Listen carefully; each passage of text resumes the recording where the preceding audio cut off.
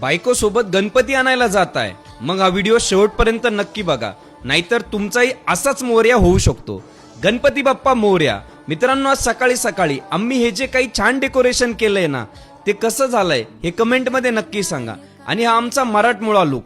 एकदम तयार होऊन निघालो आमच्या लाडक्या गणूबाप्पाला घरी आणायला. आणि आमची ब्लॅक ब्युटी निघाली बाप्पांच्या सेवेत. वाटेत आपल्या विशालरावला पण घेतलं. विशालराव तर गाडीतूनच मोरया मोरया म्हणत होते. मग काय भाऊ, पोचलो बाजारात तर काय सांगू, काय गर्दी, काय गाड्या, पण उत्साह इतका होता की सगळं विसरून गेलो. पण एक गोष्ट लक्षात ठेवा, बायकोला घेऊन खरेदीला गेलात की टाइम तर होणारच ना भाऊ. बायको म्हणायला, अहो इकडे या, ही मूर्ती बघा, सुंदर आहे. मी तर फार वैतागून गेलो होतो. म्हटलं कर तुझं तूच फायनल. मग काय बाप्पांची मूर्ती फायनल केली. तिला म्हटलं, अगं हीच तर ती मूर्ती ना जी आपण पहिल्याच दुकानात बघितली होती. काय भाऊ, झालं एकदाची फायनल मूर्ती. मी पण अतिशय उत्साहाने पैसे दिले.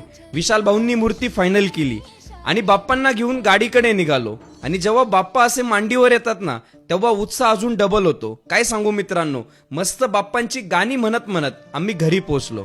घरी पोचतात बायकोने मला आणि बाप्पांना बोवळून घेतलं. एकदम ग्रँड वेलकम झालं आमचं. अखेर आमच्या घरी आमच्या गणपती बाप्पाचं विराजमान झालं. मग काय गणपती बाप्पांची आरती केली.